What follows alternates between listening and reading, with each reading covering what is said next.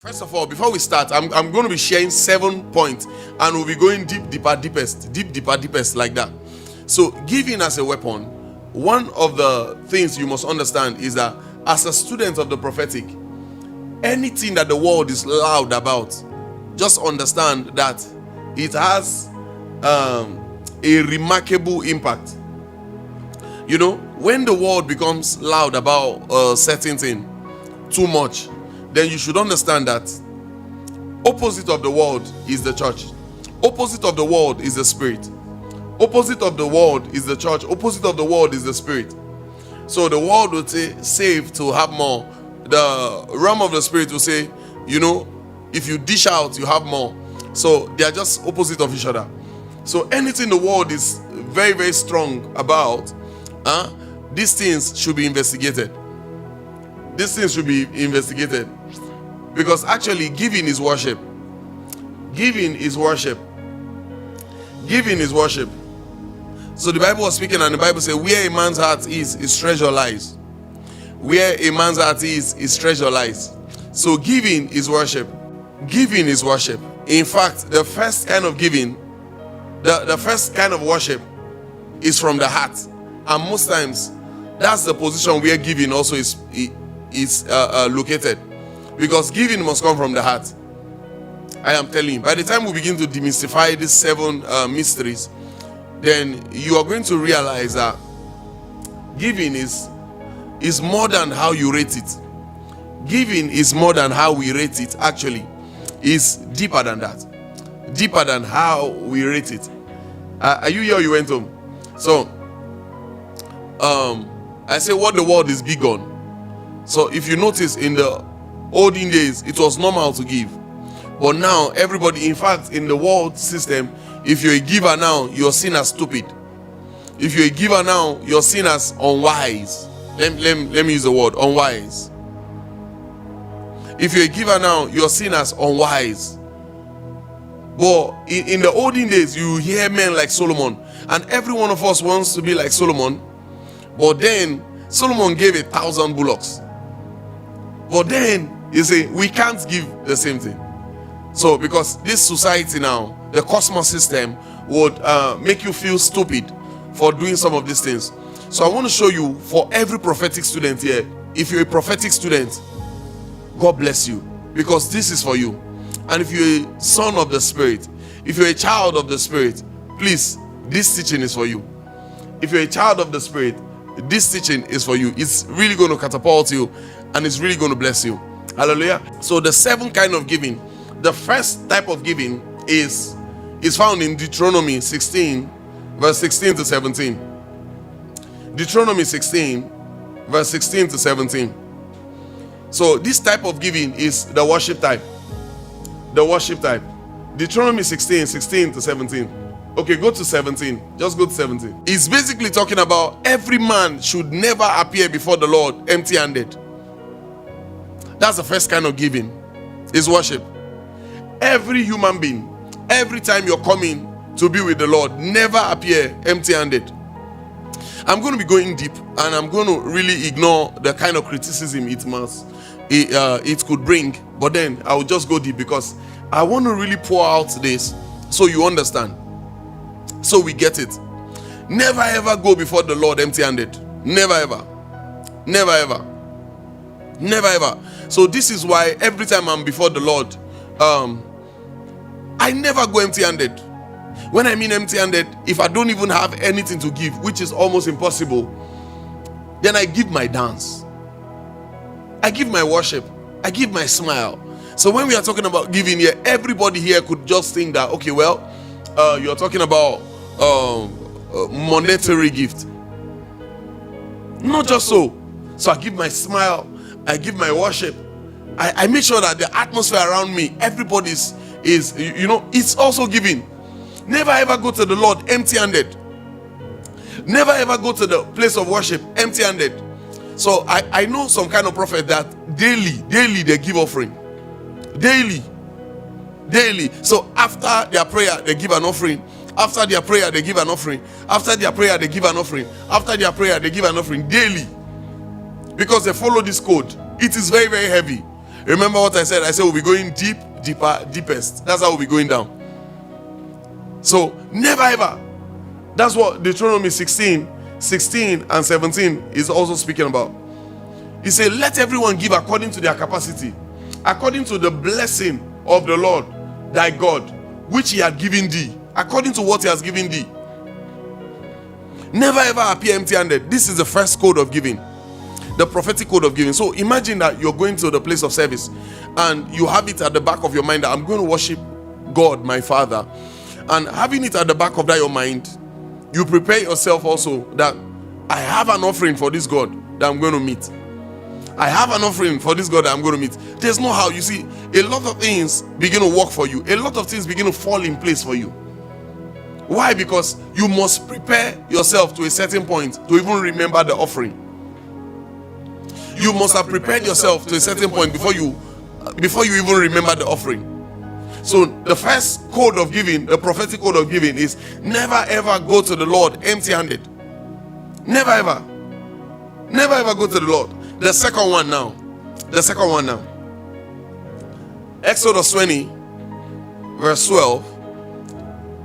The same thing also appears in Ephesians 6:12. Ephesians 6:2, sorry. Which is, honor your father and your mother in the Lord, that your days may be long. Some of you, Exodus 20:12. Let's read from there. So sometimes, we belittle this. Honor thy father and thy mother, that thy days may be long upon the land which the Lord thy God hath given thee. Exodus 20:12. Go to Ephesians 6:2. Ephesians 6:2 also, you see it there also. So sometimes we belittle this, and well, some countries they'll just keep their father in where they keep old people. I know, oh, thank God we are here in this part of Africa. You're not permitted like that to do that. We claim to honor these fathers, but then you notice a lot of persons, they don't really honor their father, because the highest level of honor is giving. The highest level of honor is giving. In fact, the rate of your honor can be measured in what you give, and the rate of what you give can be measured by what is left. The rate of the honor you have for your father is measured by what you gave him, and the rate of what you gave to him is measured by what is left. Remember when they were giving in the temple, Jesus said, out of every one of you, they gave more than the lady, but Jesus said, out of every one of you, this woman gave more, because she gave all she had.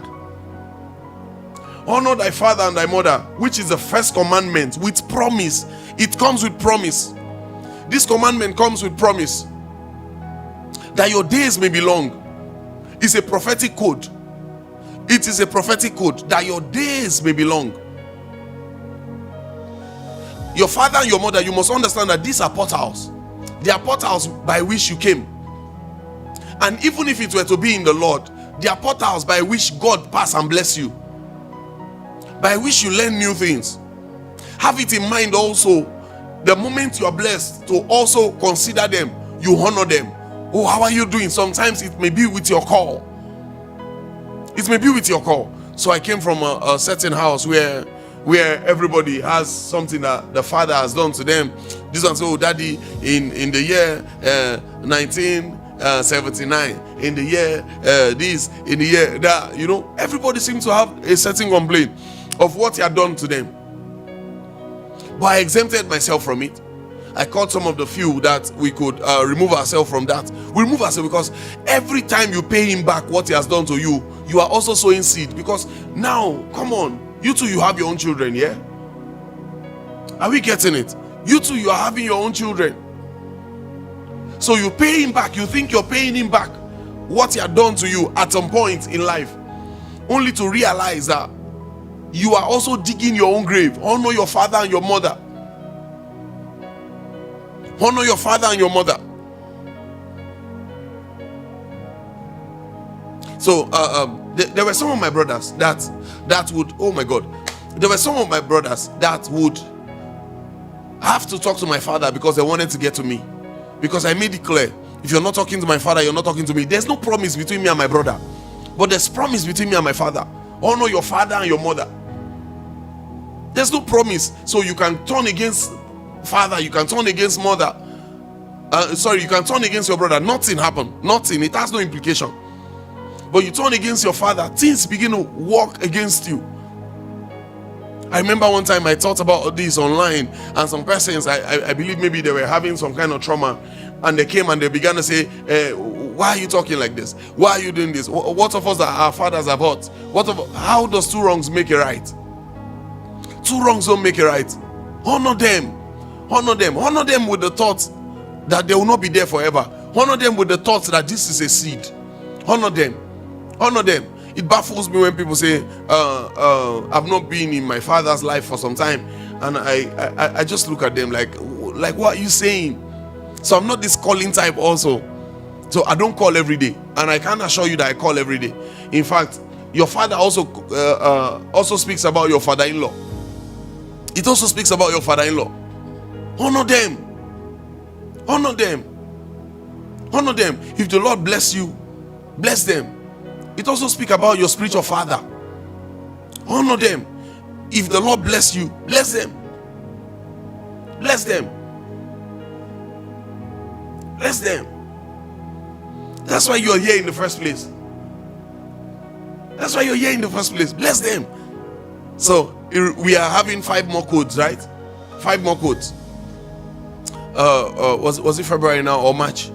I got some little money together. I just put some little money together, and I bought a little car, very small car, for my father-in-law. And he was so happy, the kind of prayers he prayed. Do you know what I've done there? So you may just be looking at it and you may be thinking that, well, I'm generous. I'm not generous. I do not judge that as generosity. So I bought him a car because I've given birth to girls. All my kids are girls. All of them are girls. And even if I were to give birth to a boy, say. So I bought him the car simply because it's a seed. It's a seed. Have you not seen people that gave birth to girls all through, that their children would have to abandon them? It's a seed. It means I will never struggle with car. I can never struggle with car. Even when I'm old and I can't walk no more for myself, I can't struggle with car. Children, car will meet car. From my kids, because I've done it down. It's a seed. So please follow me. I want you to look at this prophetically, strategically, in the eyes of the prophetic. And when you're doing it, understand that this thing I've done, I'm going to reap it also. So I didn't buy them a car because I'm generous. No, I bought them a car because me too, I'm going to be a grandfather. Today I'm a father. I'm going to be a grandfather. I'm going to be a grandfather.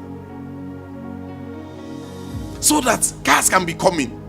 That's why sometimes you don't know the kind of work people have done down. They've given prophetically and they've sealed it. They've sealed that future.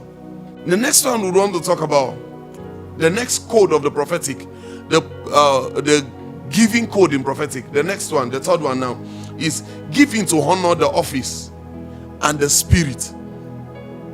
Giving to honor the office and the spirit. This is not just this is not just the office of the prophetic alone. Because I know you'd want to narrow it down to the office of the prophetic alone. But it's not so. Any office, there's a giving that honors the office. There's a giving that honors the spirit. So I was prophesying in church, and I told the lady, she said, oh, she wants to be this, she wants to be that, she wants to achieve this and that. I say, look for the people in your niche. When you get them, the highest that you could access, sow the seed therein. The same thing also, giving to honor the office or the spirit. So if you're a spiritual man, you should already know this. 1 Samuel 9:7. 1 Samuel 9:7. 1 Samuel 9:7. 1 Samuel 9:7. This is the third one right now. The third one. Giving to honor the office and the spirit. So in this 1 Samuel 9:7, what we are going to be seeing there is where Samuel was prophetically waiting for Saul. And Saul was coming. Okay, there, yeah. Let's just go straight to the point. Then said Saul to his servant, but behold, if we go, what shall we bring the man? For the bread is spent in a vessel, and there's not a present to bring to the man of God. What have we? You see, I've seen people that will just go, they just go to a certain office, and when they get there, they just go empty-handed. What do you give to honor the office? Do you know that anything you give to a certain office, you place a demand on the office? When you're giving to honor a certain office, you place a demand on the office. What do you give to honor a certain office? They see persons, they just go. I've seen people, they'll just come and they say, I've heard that you're a prophet, I've had this, I've had that, I've had this. They just sit down, they just say, talk to me. They just say, talk to me. Then after they are done, then they go again. Then after 6 months, they appear again and they say, you are a real prophet. 3 months ago, I came back. I came to you and you prayed, and you know, you are not a serious person. You are not a serious person. And that's why sometimes when you see people blaming people that charge for prayer, they charge money for prayer, sometimes they are not saying the whole truth. They are not saying the whole truth. Why would he not become fake? Because a real can also become fake for you. Because you came as fake. Don't go empty-handed. You're going to a certain office and you need favor from that office. It's not bad for you to even hold on to some kind of hamper. Just hold it on and get to the office and say, oh, thank you so much. Let's say you're in the university. Thank you so much, Mr. Lecturer, for what you're doing, for your services for the school. I just want to tell you that I've resumed this thing, and this is an hamper for you. Thank you so much. We really value what you're doing. There will be a distinguishing anointing upon you. I don't know if someone is getting me. But you just go like every other person. There's no honor on the office. How do you appear before a prophet empty-handed? Oh, that's why, you see, the moment you master this part, things begin to work for you. You can just be in your house. God is commanding the prophetic. God is commanding the prophet to pray for you. God is commanding the prophet to pray for you. 2 Kings 4, we'll just read 9. So we all know the story where the Shunammite woman saw Elisha, and the woman said, I perceive that this is a man of God. He said, I was saying it to the wife, to the husband, and he said, I perceive that this is a man of God. Let's build him a house. Okay. 2 Kings 4, 9. And she said unto her husband, behold, now I perceive that this is an holy man of God, which passeth by us continually. If you get to 14, he said,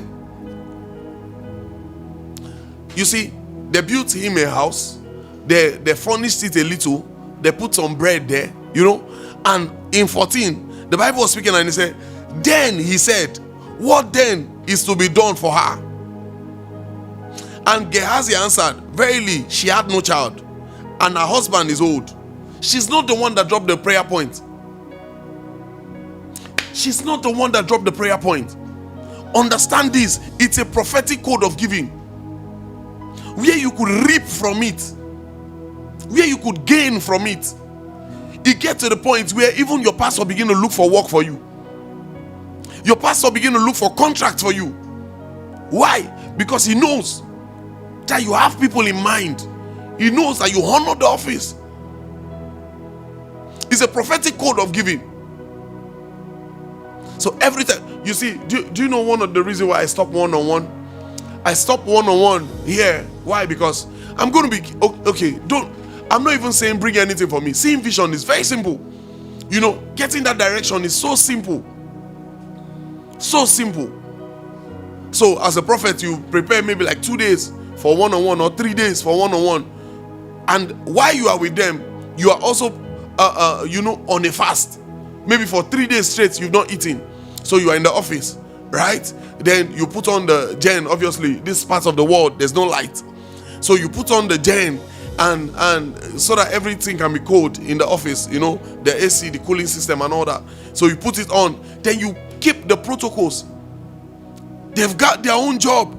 Then you keep them in the office for one-on-one. Then after keeping them, most times the one-on-one span from in the morning till in the evening. So the protocols will stay with you, the pastors will stay with you.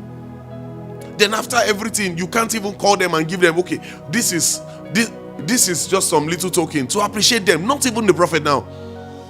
So after everything, the prophet cannot even call them and say, oh, this, I want to appreciate you all for your time and all. Why? Because everybody that came for the one-on-one, they are just there. By the time you prophesy, that's what they used to do. By the time you prophesy, they say, you are a real man of God. Sir, people underrate you, but there's a God inside of you that is bigger than you. Like, yeah, you know, that is very annoying.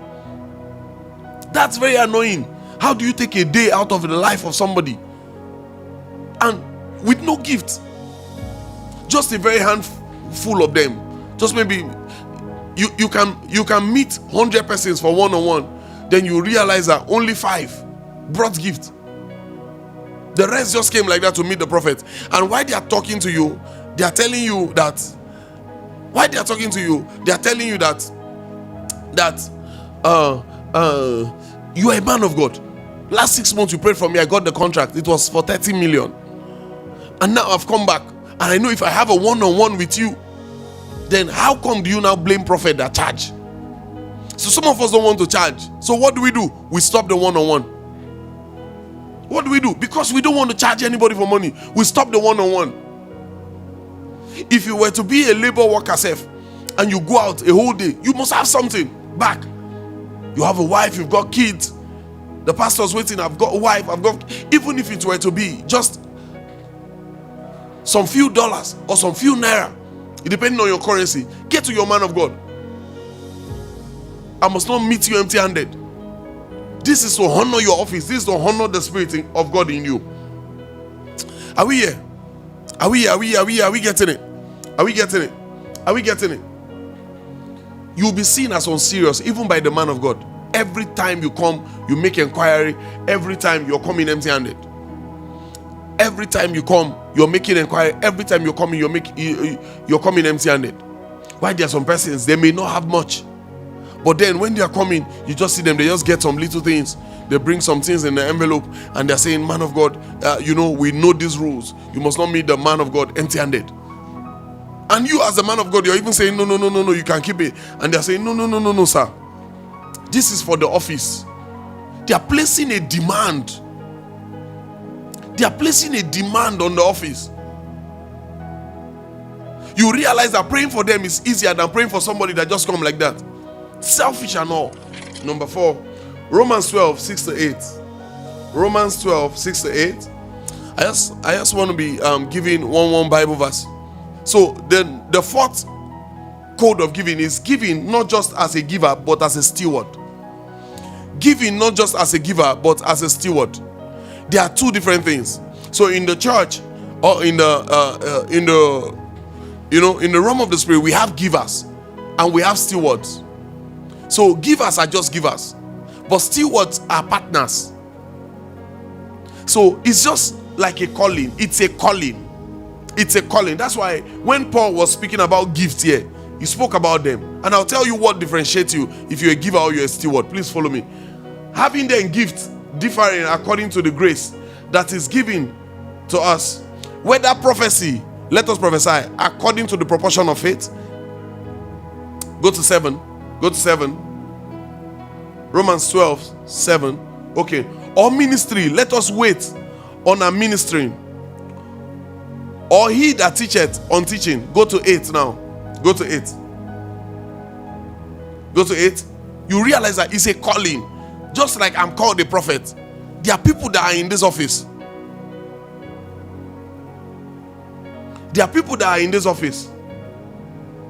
Okay. Or he that exhorted on exhortation. He that giveth, let him do it with simplicity. It's part of the gift. Let him do it with simplicity. What's the difference between a giver and a steward? A steward is just like somebody that partner. What's the difference? I'll tell you. The steward have the work of God in mind. They have the kingdom in mind. A steward have the kingdom in mind. A giver does it once in a while. A steward every time, it may be per month, they have this, they have it in mind. And that's why most times most times God look at them with the same eyes He used to look at the prophet, the pastor, the evangelist, and all that, because it's a gift. God give them to a church. I know a certain pastor that was talking about something. He said in his church, God gave him 3 of them like that they could gather up and bring up $1 billion. Just 3. Just 3. Those of you watching me online, I believe that God is going to spring up plenty partners, not just givers, plenty partners for the kingdom. For the kingdom, where you bear the kingdom in heart. So we're about to go deeper after this one now. The remaining 3 is going to be very deep. Mostly the last 2. Where they bear the kingdom in heart. They don't just give because there's a giving. Oh my God, I've seen some of these people that they're just going to say, sir, okay, this January we were about to not buy the land for one of our building in one of our property in Ondo. We were about to give it up, but one of those people that is a steward, he's in the UK, and they say, no, sir, we must go on with this. We must go on with this. So how do we do it? And the way he began to push it, I didn't relent also. I said, okay, sir, let's go on with it. Okay, we are going on with it. Either people join or not. And everybody eventually turn up. And we got the property.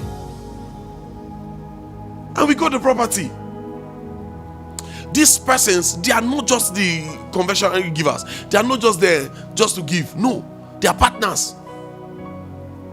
And what are they giving? Sometimes it can be ability, sometimes it can be skill, sometimes it can be time.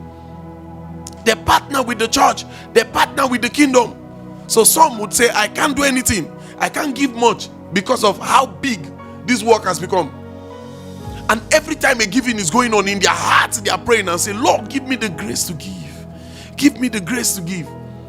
But you see, if they were to be doing music, if they were to be singing, then you will realize that they are giving their best in the songs. If they were to be drumming, you realize that they are giving their best there. If they were to be leading any of the departments, you realize that they are giving their best there. Then if you're wise enough as a man of God or as the leader, you realize that these persons are actually giving what you would have paid for, and they care about it. Sometimes there was a certain saga that maybe some of the workers would know. Some persons were calling me and they were saying, sir, we are praying. That's also giving. That's not giving as a giver, that's giving as a steward. That's giving as a partner. Sir, the disgrace of this church is the disgrace of every one of us. You see them talk like that. They are not just confectionery givers. These guys are partners. If God were to speak from heaven, God will tell you that the same way He called you, He called them. And that's why if you're a man of God and you're leading any church, I tell you, there's need to pray for this one specially. I pray for them specially. I pray for the church of God. I pray for everybody. But I pray for them specially. As a matter of fact, every year as we are crossing into the new year, I spend time praying for them specially. Because without them, the church can close. Without these persons, the church can close. Without these persons, there will be a hit on the kingdom. They are not much. So we have different sets of givers. But we have these ones that give for the kingdom. I've seen persons that any project that is happening, they will at least something will leave them. At least something will leave them. These are not just givers. In the realm of the spirit, these are not just givers. They are partners. Now let me say the disadvantage of this, or maybe we'll just call it the disadvantage of it. Now this is the disadvantage of giving as a partner. According to the book of Romans, that Romans was speaking about, Romans 12:6-8. This is the advantage. You are fought at the level of the pastor. Every of this partner, you are fought at the level of the pastor. So the same way the devil would fight the pastor, he fight you. But guess what? The devil has never won, and he will never win you. He has never won, and he will never win you. Every of the battle, everything fall in place for you. Every of the battle, everything will eventually fall in place for you. So you are fought at the level of the pastor, because even the realm of the spirit and understand that this kingdom is going on because of you.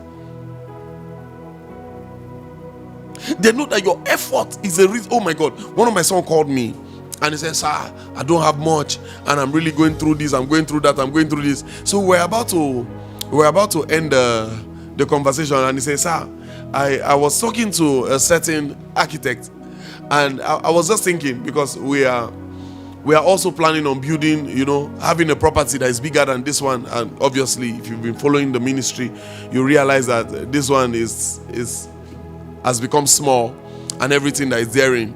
So he said, "So I'm working on how we could get something big. Do you know that this guy, he should be live now?" And I'm not saying it to maybe flatter him or whatever. From this little statement, some of these things. And he says, "I've been following the building that they've been building, different churches. One of those people, they may not have anything, but as a pastor, when you monitor them, you will realize that these people, they are more than givers." One brought the video of the Winlows, the new auditorium of the Winlows. He brought it and showed me. I said, "We can do something like this, we can do this, we can do that, we can do this." I was just looking at him. I tell you, if you're just a giver, you don't care. You don't care. If the church is tight, if you're just a giver, you rather lap somebody than think of building something again. I am telling you. But when you are a partner, you give your ability. Have you seen people that are in church? Sometimes we experience that here, where the church is so tight that we begin to tell people that we used to know, like workers, and we'll tell you, "Oh, stand up for the new people to sit down." You see workers getting angry. Do you know why? Because they are just givers, they are not partners. But when you become a partner, guess what? We don't need to tell you to stand up. You by yourself will stand up. When you are a partner, when the service become rowdy, you by yourself will join the usher department. You by yourself will join the media department. You convert by yourself. Because at that point, all you're thinking is for the kingdom. You don't even know the department you are at that point. Because you're thinking about the kingdom. This is what I'm saying, not just monetary. I'm not just talking about money. But how much of yourself is spent for the kingdom? So this, my son was saying, "Oh, with your permission, I could talk to the architect and we'll just draw something, a bigger auditorium." We don't even have a land that will accommodate that kind of auditorium. And he's planning it, say, "Okay, because when we do this," and I was just looking at him, these are not givers, these are partners. These are partners. These are stewards. They are not just givers. Understand this. Know this and know peace. Know this and know peace. You may be convinced sometimes and you think that maybe they have much, that's why. It's a lie. Because they are called also into it. Can we get to the fifth one now? The fifth one, we are going to 7. So let's go to the fifth one now. The fifth one. You hear me on YouTube? Can we go loud and clear? Can you type it there? You hear me loud and clear? Just drop your fire emoji if you hear me loud and clear. The fifth one. Acts 10:4. Acts 10:4. So the book of Acts 10:4 was speaking about the story of Cornelius, where it says, "Your giving and your prayer has come as a memorial." Acts 10:4. Your giving and your prayer has come as a memorial. Your giving has come as a memorial. So we are in number 5, right? So the code of giving as a memorial. Acts 10:4. Memorial of who? Let's begin to demystify that. Memorial of who? So while I was discerning this, I realized that this is the kind of giving you give to bring to mind of someone that has gone, or someone that is not present, or someone that is not actively there, but you're just giving it as a memorial to remember the person. But if you notice, this guy was not giving as a memorial. This guy was not giving to remember anybody. But then the Bible saw it as if he was giving in the memorial of God. So every time Cornelius would give, poor persons would pray, and after their prayer, God would look at who was in the position and would see Cornelius, and Cornelius would do this, and God would see this as Cornelius giving in memorial of him. In case you want to understand the giving as in form of memorial, that's what they call what's it called now? There's you know this thing maybe Islam, some of all this that they do like bean cake. Is it akara? We call it in a local dialect here, akara. So they are giving that as a memorial of someone. So the Bible is saying that Cornelius gave as a memorial of God. So when God wants to answer the poor, God would come through Cornelius. This is a kind of giving where you have the poor in mind, where you have people in mind. So the point where God begin to come to people through you, begin to minister to people through you. Are we getting it? Where God begin to come to people through you, minister to people through you. That's that kind of giving. And it's very good in the realm of the spirit. It's very, very good. It's very, very good. So this is what happened to you, yeah? So if you put yourself in this position, God begin to bless you for you and bless you for others. My God. I think somebody didn't hear me. The remaining two we are going to be talking about here, they are weapons. The remaining two type of giving, they are weapons. So I said the giving for memorial, God bless you because of you, and He bless you for people. That's people's blessing. He give it to you because He know that through you, you reach out to them. That's the giving for memorial. So for this remaining two, can you just drop your fire emoji? Drop your fire emoji. So we are going to be talking about two giving remaining, and these two, they are weapons. I know what I'm saying. These two type of giving remaining, they are weapons. So the sixth one now, right? We are talking about giving as a sacrifice. The sixth one, we are talking about giving as a sacrifice. As a sacrifice. Now, let's demystify it. What is sacrifice? Sacrifice is giving up something valuable or important to help someone achieve a higher goal or honor God. It also means trading something you love or need for greater good. So let's go with the second definition. It also means that sacrifice means trading something you love or need for a greater good. Sacrifice means trading something you love or you need for a greater good. Sacrifice can come in two ways. One is a sacrifice you are demanded to make. The other one is voluntary. One is a sacrifice that it's a demand. The other one is voluntary. And I have the Bible verse for the two of them. 1 Samuel 2:21. 1 Samuel 2:21. If you notice, Anna was praying there. You know the story of Anna, Pelena, you understand? So Anna was praying there. And whilst Anna was praying, voluntarily she said, God, if you give me this child, I'm going to give it back to you. If you notice, the prophet Eli only prayed for Samuel to come. Only Samuel. But if you notice in the life of Anna, Anna gave birth to extra 5 children. 2 girls, 3 boys, plus Samuel. That's in total 4 boys, 2 girls. That's 6 children. Do you know what she did? So this is the same Anna. 1 Samuel 2:21. Let me read now. And the Lord visited Anna so that she conceived and bare 3 sons, 2 daughters. And the child Samuel grew before. You know, God didn't count Samuel. So in totality, you can check the internet for more clarity. In totality, Anna had 6 children. From being barren to 6 children. Why? Because she gave the first. She gave the first. Imagine you looking for a child for a long time. And after getting the child after a long time, then you promised already that you were going to give the child to God. Then when the child was of age, gave the child to God. And she took in and gave birth to extra 5. Extra 5. So you can just be looking at it and say, it's easy, is this, is that, is this, is that. But remember, this woman was barren for some time. And this woman, you know, at that point, she should be attached to the child because this is the only child. Then come to think about it. How many of the things that are supposed to be sacrificed that you've eaten? And that's why you didn't get something else. So this one is what I categorize as voluntary. This one was a voluntary sacrifice. So God didn't demand the child. She gave the child. She promised the child. And if you notice, it's easier to promise than to fulfill this kind of promise. I know you're thinking it's easy. It's not.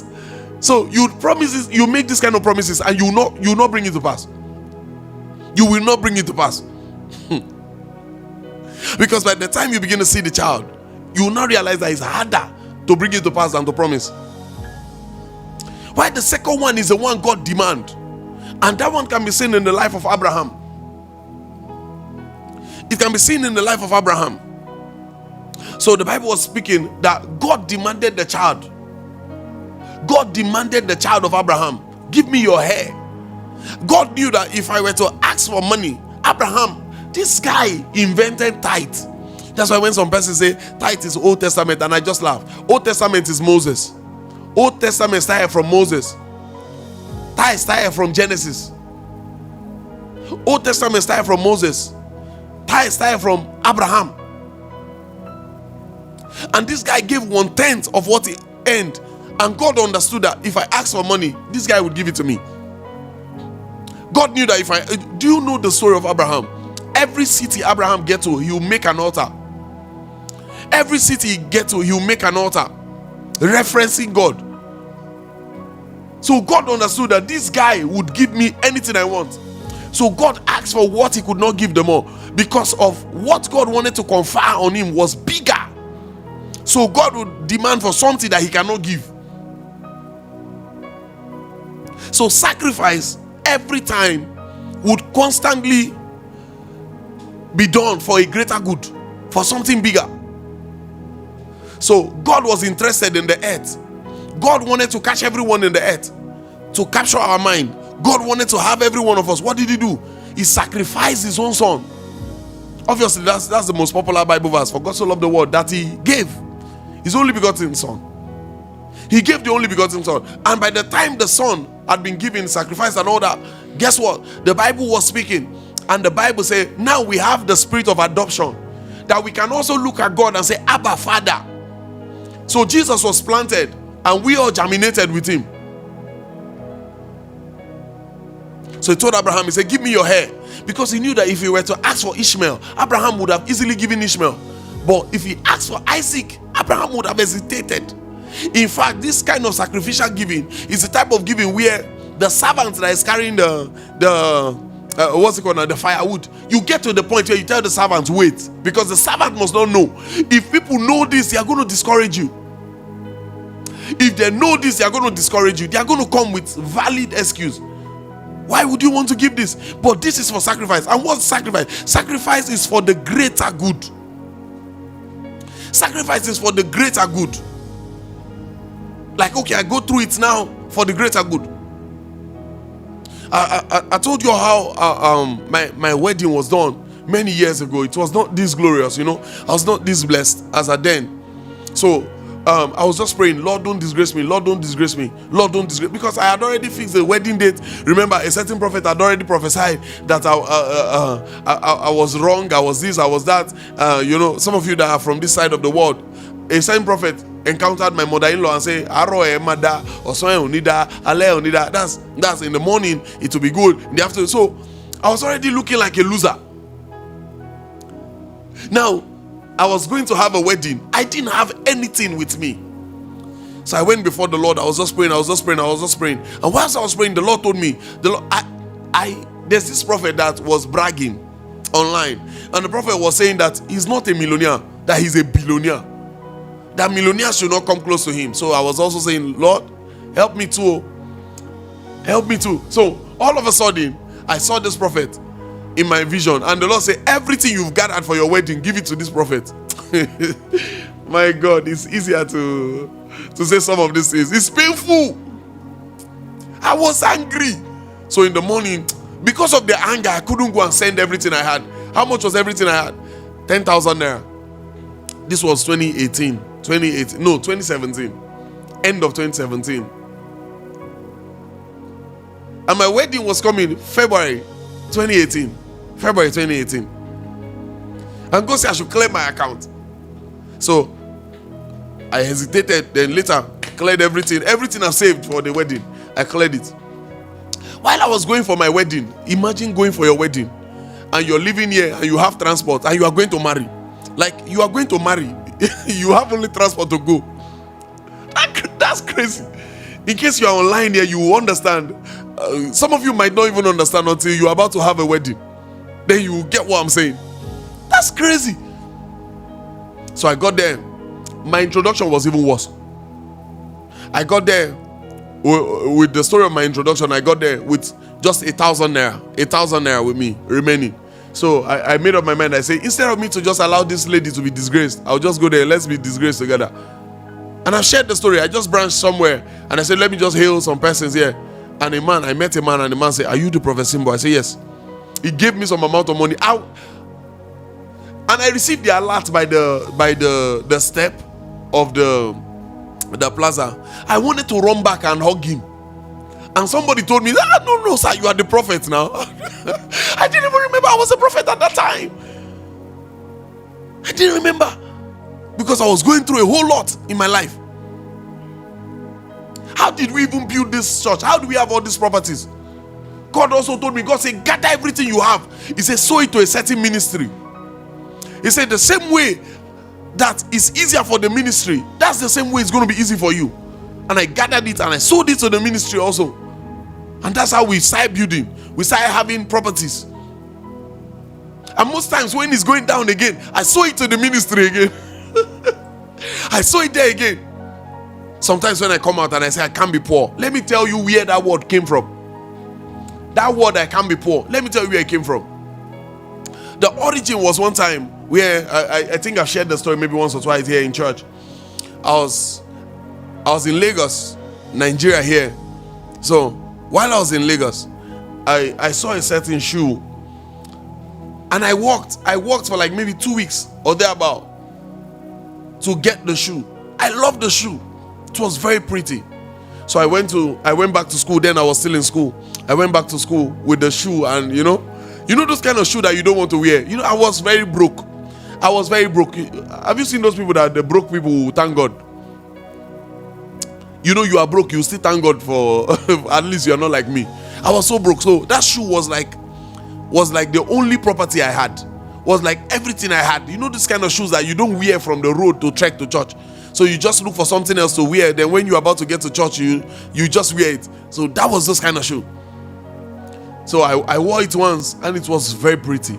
I was proud of myself that I could walk for this long to get this shoe. And while I was praying, I was having 3 days in church.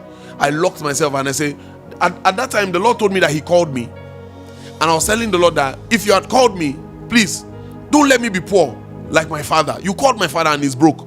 You called my brothers, they are broke. Don't let me be poor like them. So one time while I was praying, I just said, Sinbo, go and give out your shoe. I struggled. I will not deceive you. I struggled. I was praying for you to bless me, and you're telling me that the blessing I had already, I should give it out. How does it add up? How is that adding up? So the last point we are going to be treating is a weapon. Is a weapon. That's the weapon. I was praying that God bless me, and He was telling me that the blessing He has given to me, I should go and give it out. So I struggled, I gave it out. After giving it out, guess what?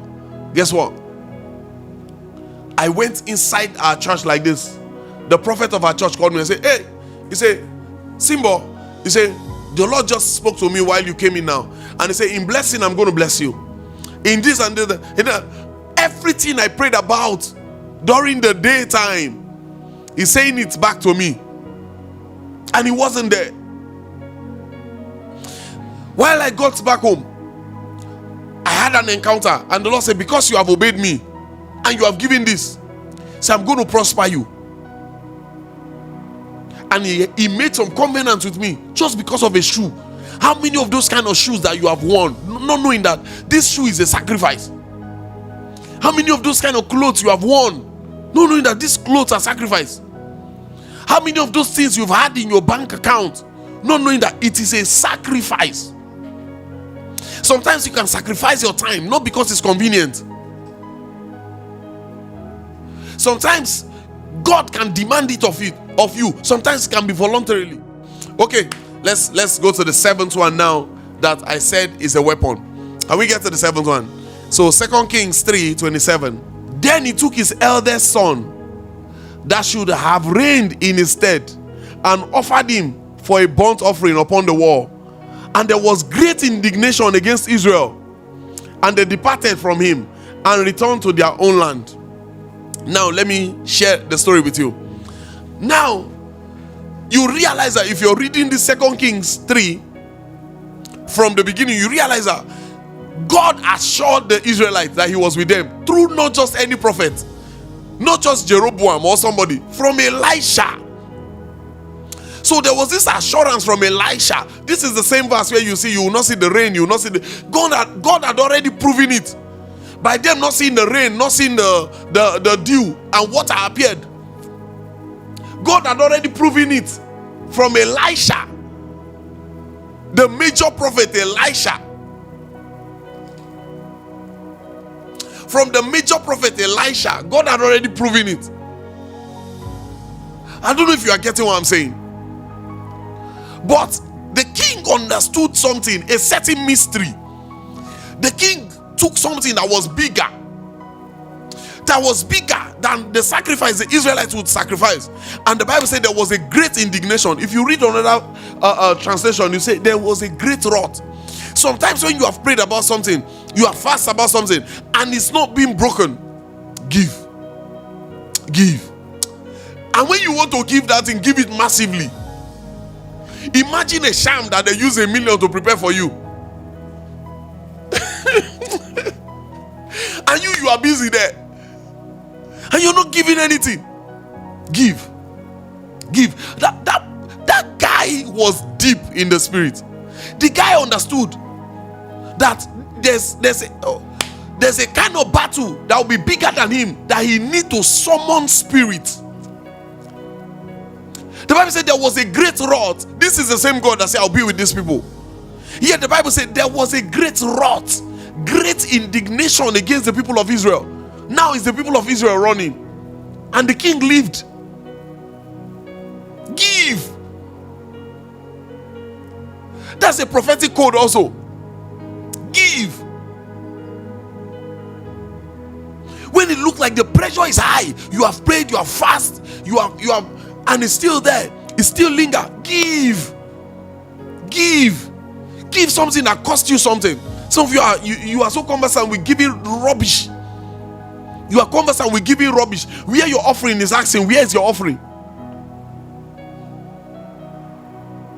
Imagine 1 million naira juju. Thank you. Pastor Elijah is even writing it there. 1 million naira juju. And you get to the church and you are giving 100 naira. Because you have access to the app. You just carry 100 naira. You send it. Over 1 million naira juju. So I'm not saying it's supposed to be the same. Give. Oh my God. I don't know if you are getting it. Give. These things that are chasing you in the night, it was prepared with 10 million naira. Give.